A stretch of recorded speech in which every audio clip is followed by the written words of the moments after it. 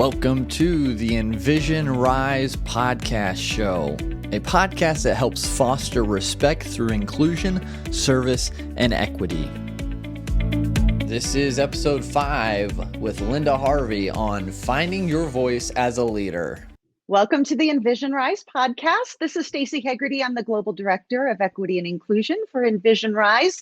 Joining me today is Linda Harvey from Global Core Strategies and Consulting. Thanks for joining us today, Linda. How are you? I'm fine. Thank you, Staci, and thank you for the invitation to join you this afternoon. I'm so glad you said yes. This is going to be a great conversation. You've had a really interesting career, and I want to give you a chance to talk about that a little bit. So tell me, first of all, what are you doing now? What's your career now? And then we'll go back and talk about how you got there. Yes, thank you. Well, I am the president of Global Core Strategies and Consulting. We are a leadership company based here in South Carolina, where we help you create a winning culture. So that's what I'm doing now since I've retired from the military. All right, let's talk military, because you've had probably one of the most interesting military careers of anybody that I know personally. So tell me, how did that happen? Did you go right out of high school? Did you go right out of college? What made you decide to make a career in the military first? Yes, actually, I went right out of college. Back up a little bit to high school. I was all into the books and the academics, not very athletic. So I was in all of the organizations and clubs such as the Future Business Leaders of America, the FHA, Student Council. So held various leadership positions in those organizations. And then I got an academic scholarship to Benedict College here in Columbia, South Carolina. And I took an ROTC class, and I did that because my cousin had been taking ROTC, and every time she came home to visit, she would mention ROTC and all the things that she was doing. So I figured, hey, once I got there, I was going to give it a try, and that's what I did. And it ended up being my second family. I joined the drill team and the color guards, and my family and friends back home couldn't believe it because it's like, what? You're in the ROTC, you didn't even wear sneakers back in high school. So, here I am running around campus and through the communities and marching. So it was a big shock for everyone, but I really enjoyed it, and ended up that first year in college, I was contacted by an Army Reserves recruiter, and I didn't have a job at the time, so I figured this would be a good way to earn some money part-time, while I was in college. And so I did that, and my first summer, I went to basic training at Fort Jackson. And then, I can always remember thinking, what did I get myself into? I could have been home with my family and friends, enjoying my family vacation. But no, I decided to join the Army Reserves. And so there I was with that rucksack on my back, marching down those roads at Fort Jackson. So very hot summers there. And Yes. And then, the following summer, I did the schooling for my job in the Army, and I did that at Fort Lee, Virginia. And basically kind of the same thing. So 2 summers back to back doing Army training. And so when I returned to college for my junior year, I had received a 2-year ROTC scholarship. And then I had to, I was released from the Army Reserves because I couldn't hold 2 positions at the same time. They didn't have a slot for that. So I was strictly ROTC, and I enjoyed that. And a few years later, I got commissioned. I graduated, and I was a second lieutenant in the military intelligence branch. Ooh. I wasn't the first choice, but. So what was your first choice? It was human resources. It was AG, the Adjutant General's Corps. That's what I wanted because it kind of fell in line with what I did in the reserves. And so I figured, hey, I can be great to continue on in that, that line. But, the Army needed more military intelligence officers, more than they needed AG, So there I was heading to Fort Huachuca, Arizona, to get trained for that job. And I was one of two Black females in the class at the time, and that was kind of typical of the MI classes when I went through. At least two of us in each class, so we became best buds, and we're still friends to this day. Oh, wow. But we made it through and graduated, and then I got sent off to my first duty assignment, which was at Schofield Barracks, Hawaii, which was Not pretty a cool. bad first assignment. Yes, it spoiled me. It spoiled me. Got there, and I was assigned as the Battalion S1. Had nothing to do with what I had just received training on. So I was the personnel officer for this unit of over 350 people, soldiers and civilians, and I enjoyed it.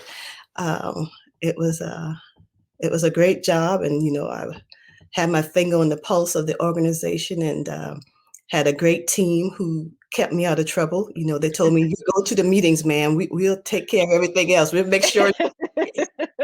But they taught me a lot, and I just fell in love with all things HR with that first assignment in Hawaii.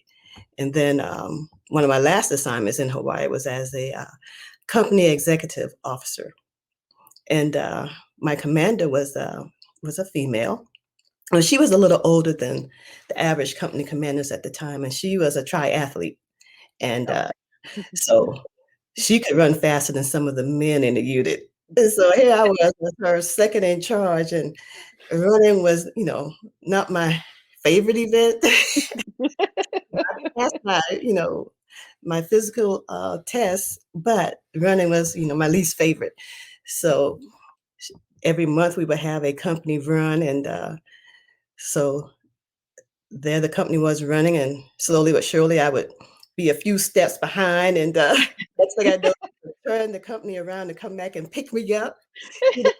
I appreciate that about her. She never, left me or any of her other soldiers behind, and and that pushed me to want to do better and strengthen, get stronger in running. And before I left there, I made those runs. They didn't have to come pick me up, so it was great, and having year-round warm temperatures helped out a lot too. The weather was great, so you had no choice but to, there was no excuse for not improving. No excuse. And so from there I went on, and a few years later I was getting kind of burnt out with the staff jobs and MI, military intelligence, and but I interviewed for a company command, and I got it, and I was rejuvenated. I got a chance to lead a company, and I didn't take that lightly. It was a huge responsibility, and we don't have to sprint all the time. So I really appreciated that advice early on during my command, because from then on, I just ran my race and took care of them so that they had what they needed to do their jobs, because my success depended on them being successful. And from then on, from future assignments, various staff positions that would follow on throughout the years, I always I ran my own race and did my best to take care of the people that I was in charge of, to ensure that they had what they needed to do the mission. And so when I decided to retire, my husband was working as a civilian for the Army, and they were relocating to Fort Knox, Kentucky. So we decided as a family that we didn't want to make any more moves. Had a young daughter at home in kindergarten at the time, and I had done a few deployments right before that, and just Skyping with them, and her holding me on the Skype, listening to her little favorite shows. It started to wear on me, and then I felt it was time to retire. And so we decided to just stay here in Columbia, and we stepped out on faith and decided to become entrepreneurs based on everything that we had learned over the years through our Army careers. And 7 years later, here we are, still growing and learning and enjoying every step of it. It's an amazing journey that you've had, especially the military piece of it, because I know you as a civilian executive. I have such a hard time envisioning you in what I would consider stereotypical military behavior, military leadership. Having never been in the military, I am basing all of this just on stories and people that in my life that have been in the military. So tell me what it's like to be a woman leader in the military. And is that a different experience, do you think, than the male leaders are having? Yes, being a woman in the military, first of all, I put a lot of pressure on myself internally to make sure that I measured up and that I was carrying my own weight, and what I couldn't do physically, running, I made sure that I was doing 110% in those other areas technically. So definitely a lot of internal pressure as a woman in the military. With in the military, the branch that I was in, of course, it was a lot of men. So, of course, everyone is trying to get that next leadership position, and so you had to do your best at all times, and it can be very stressful at times. So, and I see that on the civilian side also, the women feel like they have to do, more than their male counterparts just to, get that seat at the table and be recognized for what they can bring. So you talk a lot in your story about running. And as a non-runner myself, I get that. They would have to come pick me up because I probably would Yeah. just sit down. So do you feel like you've taken maybe the literal running and turned it into a bit of a metaphor for how you lead and how you are working as a leader, as a company president, when you're working with clients? Are you setting the pace, or are you letting them set the pace, especially when you're dealing with your clients? Oh, yes, yes. That's a good question, Staci. Now, with our clients, we definitely we listen to them. We have to listen to them. So I have to let them set the pace because I am there to solve their problems. So I need to know what that problem is. And so if I don't listen to them, then I'll never know what they truly need. And they may not call us back again. And, That's true. yes, but as far as running, for me, I had to run my own race. I had to realize that I had to do me basically. I couldn't be anybody but me. So um, if I tried to run someone else's race, I probably would fail. So I had to be true to myself and do what I could do. That brings me very nicely to my next question. We've talked before, and you've kind of described yourself as more introverted than people would expect from a president of a company commander, of people in these very high-level leadership positions.